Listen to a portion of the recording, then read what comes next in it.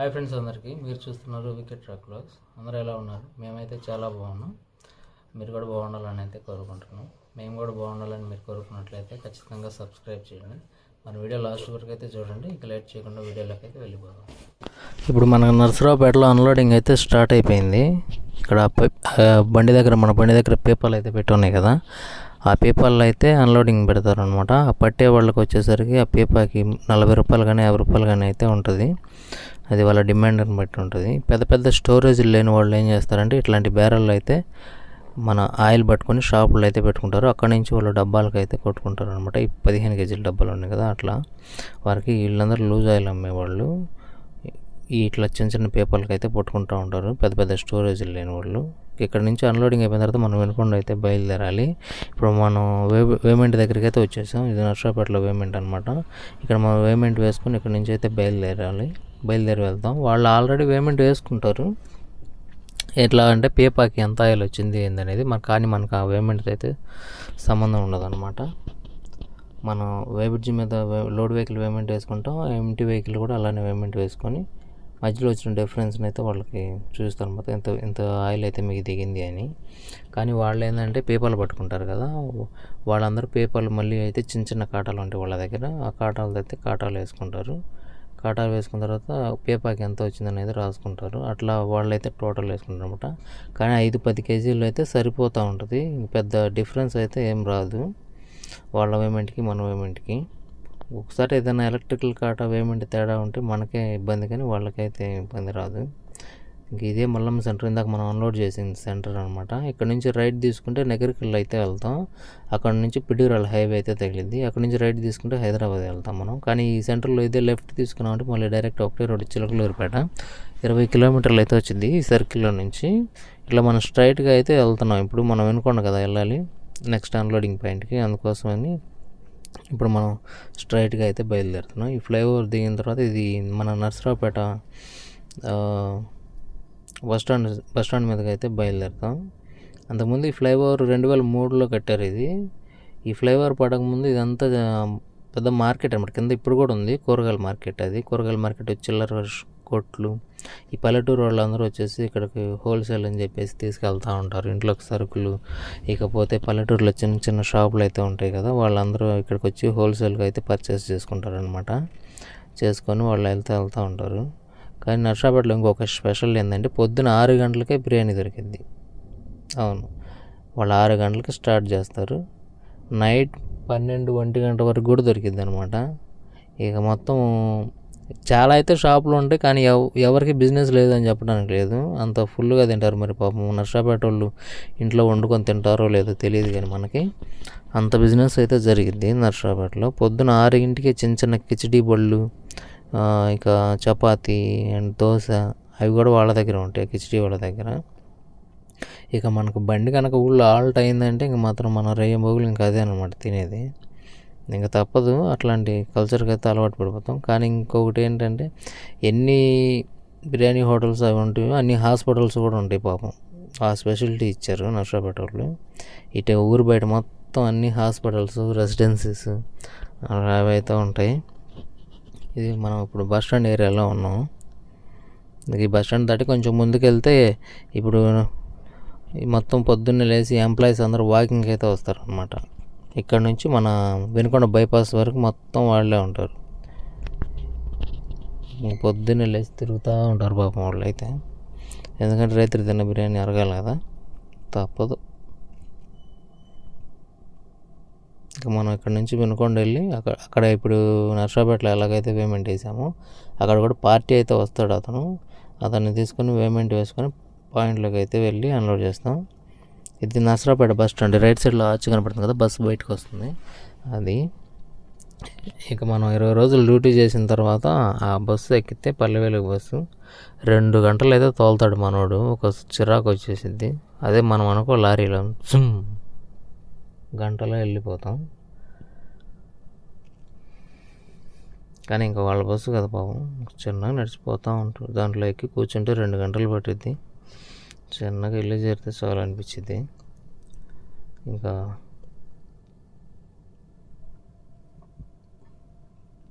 ఈ నర్సరావుపేట ఊరు బయట మొత్తం ఇవన్నీ హోటల్సే. ఇంక ఇక్కడ నుంచి చిన్న చిన్న షాపులు అవి అయితే ఇప్పుడు మంచి కొత్తగా పెడుతున్నారు. అంతకుముందు మనం అక్కడ నాపి టీ తాగాలి అన్నా, ఇంకా ఏదైనా వాటర్ బాటిల్ వాటర్ లాంటివి ఏమైనా కొనుక్కోవాలన్నా టౌన్లోనే ఉండేవి. అప్పుడు బండి అయితే ఆపుకోవడానికి లేక ఒక్కొక్కసారి ఇంకా మన ఇప్పుడు వినకొండ రోడ్డులో వెళ్ళి అటు రోడ్డు దగ్గర అయితే షాపులు చాలా ఉంటాయి.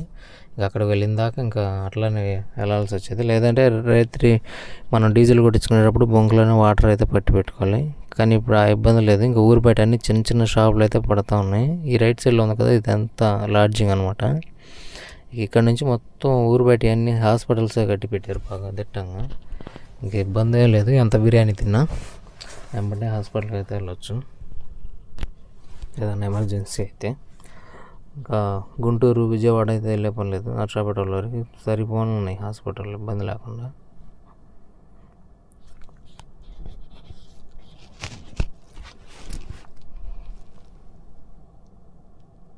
ఇక్కడ నుంచి నర్సాపేట టౌన్లోకి అయితే అయిపోయింది అనమాట. మామూలుగా అయితే 12 నుంచి మార్నింగ్ 8 నుంచి 12 వరకు అయితే నో ఎంట్రీ. ఇప్పుడు మనం సర్కిల్ డివైడర్ క్రాస్ చేసాం కదా, అక్కడ నుంచి అయితే నో ఎంట్రీ. ఇంకా 8 అయితే కాలేదు, మనం అందుకే టౌన్లో వచ్చేసాము. పొద్దున్నే చూస్తే వీళ్ళందరూ ఇంకా వాకింగ్ తిరుగుతూ ఉంటారు. అక్కడ ఒక అతను చూసారా, బాటిల్స్ అవి ఏరుకుంటున్నాడు గోతంలో రైట్ సైడ్లో. ఇక మనోడు పాపం తినడానికి లేక బాటిల్స్ ఏరుకోవడానికి తిరుగుతూ ఉంటాడు పొద్దున్నే. వీళ్ళందరూ ఏమో తిన్నదరక్క తిరుగుతూ ఉంటారు అనమాట. పొద్దున్నే వాకింగ్కి వస్తూ ఉంటారు. ఇంకా పొద్దున్న ఎర్లీ మార్నింగ్ రావాలి. 5 నుంచి 6-6:30 వరకు అసలు ఫుల్ క్రౌడ్ అయితే ఉంటుంది ఈ రోడ్లో. మొత్తం వాకింగ్కి, రన్నింగ్కి రకరకాల విన్యాసాలు అయితే చేస్తూ ఉంటారు. చూడలేం. ఈ ఇసుక బండి వాడేవాడు కానీ పాపం మనకి వాడు పోవట్లేదు, మనల్ని అయితే పోనీయట్లేదు ముందుకి. కొంచెం దూరం వెళ్తే బైపాస్ అయితే వచ్చింది. ఇంకా అప్పుడు వాడిని అయితే క్రాస్ చేద్దాం మనం, ఇంకా తప్పేది ఏముంది. ఇంకా స్లోగా అవుతుంది. ఇందాక మనం పేమెంట్ వేసాం కదా, అక్కడ ఇసుక బళ్ళన్నీ ఉంటాయి అన్నమాట. ఇది అమరావతి నుంచి ఇంకా ఇసుక రేవుల నుంచి అయితే ఇసుక అయితే వస్తూ ఉంటుంది. మనం వాళ్ళ దగ్గర అయితే పర్చేస్ చేస్తే వాళ్ళు తెచ్చి మనకు డోర్ డెలివరీ అయితే చేస్తారు. అక్కడ పేమెంట్ దగ్గరే ఉంటారనమాట. ఇవి చాలా వెహికల్స్ అయితే ఉంటాయి అక్కడ. ఇప్పుడు కొంచెం ఎర్లీ మార్నింగ్ కదా, ఇసుక బళ్ళు కొంచెం తక్కువగానే ఉన్నాయి. ఈ ఊరు బయట మొత్తం ఇక్కడ కొంచెం చిన్న కళ్యాణ మండపాలు అవి కూడా అయితే ఉన్నాయి. మనం బైపాస్ దగ్గరలోకి అయితే వచ్చేసాం. ఇంక ఇక్కడ నుంచి లెఫ్ట్ అయితే తీసుకున్నాం మనం. లెఫ్ట్ తీసుకొని అంటే చిన్న టర్నింగ్ అనమాట. మళ్ళీ అక్కడ నుంచి అయితే రైట్ అయితే తీసుకోవాలి. మళ్ళీ అట్నే లెఫ్ట్కి వెళ్ళిపోయామంటే చిలకలూరిపేట వెళ్ళిపోతాం. ఇంకా అట్లా వెళ్ళిపోతే ఇబ్బంది కదా. కానీ మనం అక్కడ నుంచి రైట్ అయితే తీసుకున్నాం.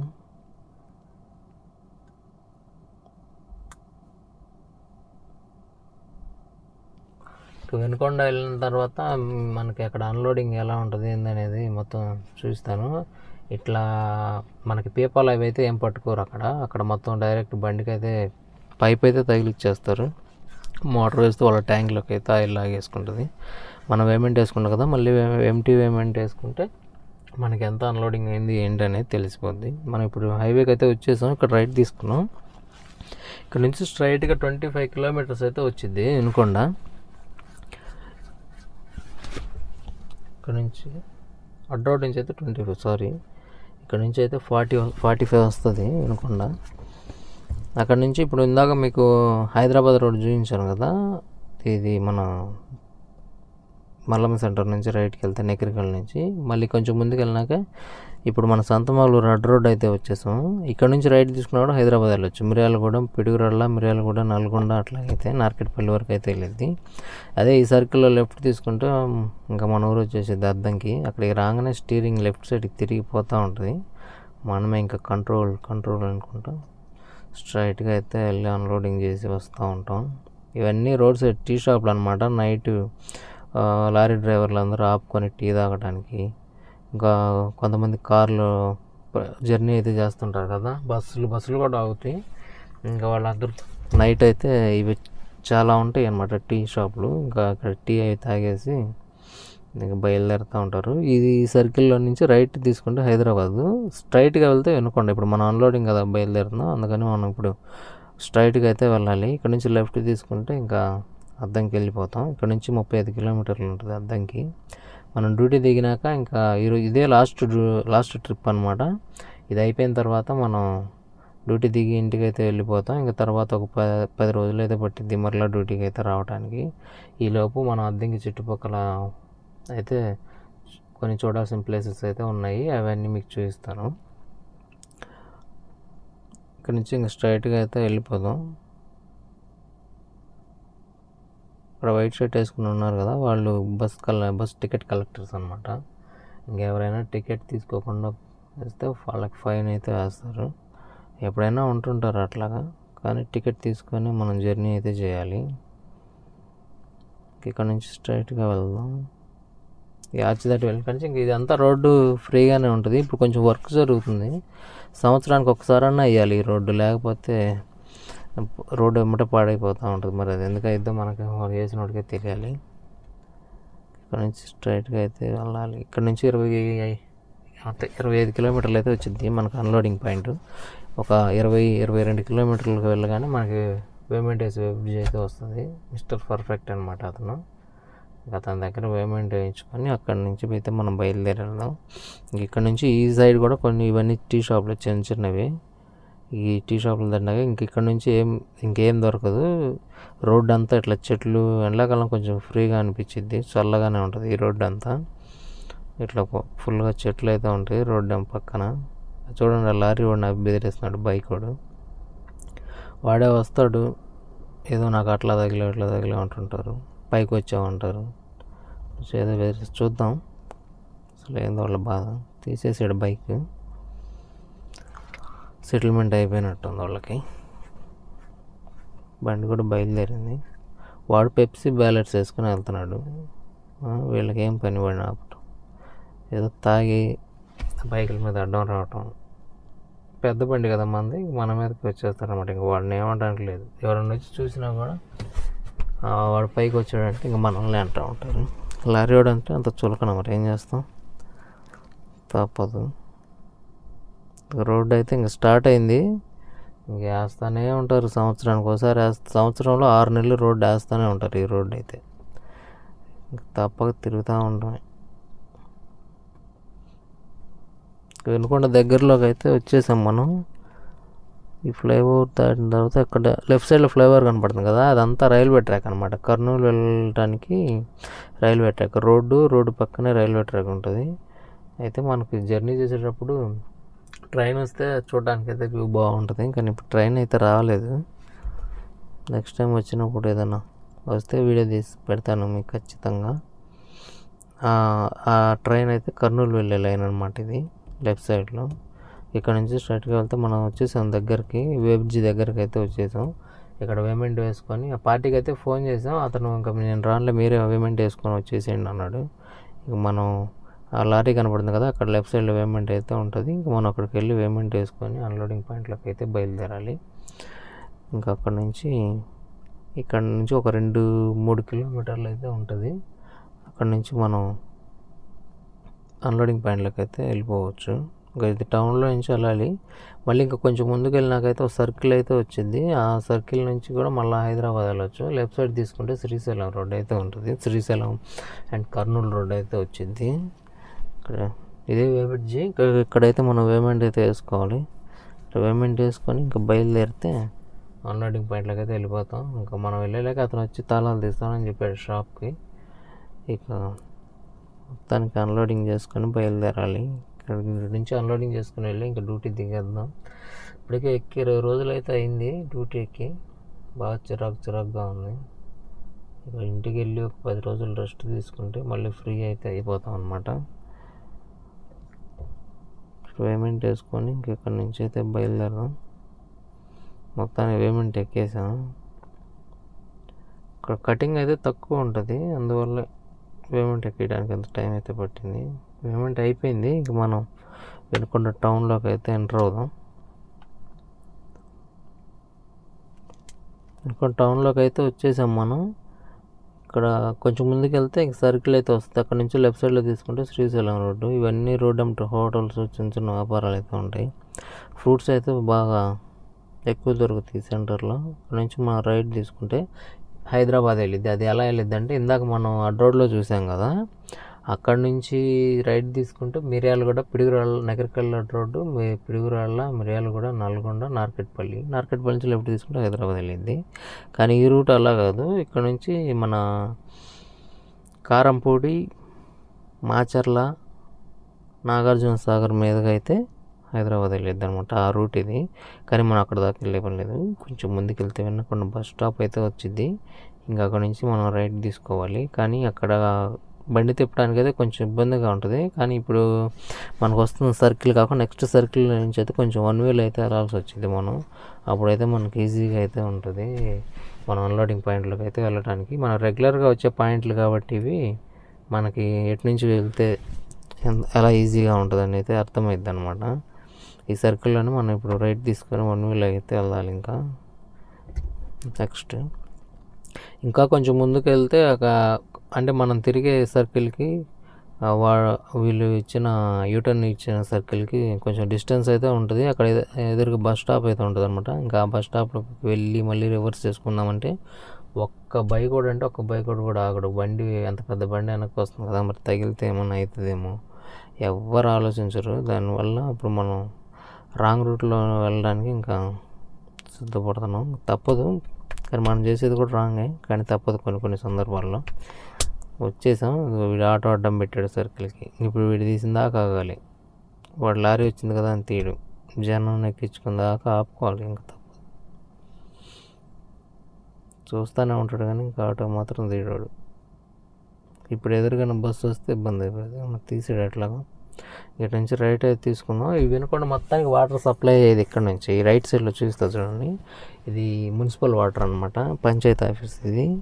ఇక్కడ నుంచి మనకి ట్రాక్టర్లో అయితే తీసుకొని వెళ్ళి చుట్టుపక్కల అయితే పోస్తూ ఉంటాయి. ఇప్పుడు మనకి ఇళ్ళ మధ్యలో ట్రాక్టర్లో వాటర్ వస్తూ ఉంటుంది కదా, బిందెలు పట్టుకుంటూ ఉంటారు లేడీస్. ఆ వాటర్ అంతా ఇక్కడ నుంచి వచ్చింది అనమాట. ఈ వినకొండ టౌన్ వరకు కార్ రోడ్డు మీద పెట్టారు. లారీ పోయిద్దా లేదా, వెళ్ళిద్దిలే. లెఫ్ట్ సైడ్లో కాంప్లెక్స్ అయితే కట్టారు. అంతా రోడ్డు కొంచెం బాగు చేస్తున్నట్టు కొంచెం, లేకపోతే రోడ్డు వెడల్పుగా బాగానే ఉంటుంది. అన్లోడింగ్ పాయింట్కి అయితే వచ్చేసాం. ఒక లెఫ్ట్ సైడ్లో కనపడుతుంది కదా, ఇంకా అదేనమాట అన్లోడింగ్ పాయింట్. షాప్ దగ్గరికి అయితే వచ్చేసాం. ఇంకా అతనైతే రాలేదు అన్లోడింగ్ పాయింట్లోకి, ఇంకా వస్తాడు.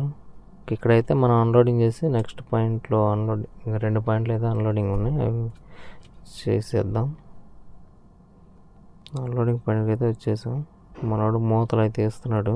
పైన క్యాప్లు తీయకుండా కింద పైప్ తగిలించి కనుక మోటార్ వేసామంటే ఆ ఎయిర్ అంతా బ్లాక్ అయిపోయింది అనమాట. అందుకోసం తీయాలి. పైప్ తగిలించాను చూసారా, అక్కడి నుంచి మోటార్ దాకా ఇచ్చాం కలెక్షన్. ఇంకా అక్కడి నుంచి వాళ్ళ ట్యాంక్కి అయితే కలెక్షన్ ఉంటుంది. ఇంకా వాళ్ళ ట్యాంకులు అయితే పడిపోద్ది. మన సెకండ్ పాయింట్లో అన్లోడింగ్ అయితే పెట్టేసాం. ఇంకా టిఫిన్ బండి దగ్గర టిఫిన్ చేసి బయలు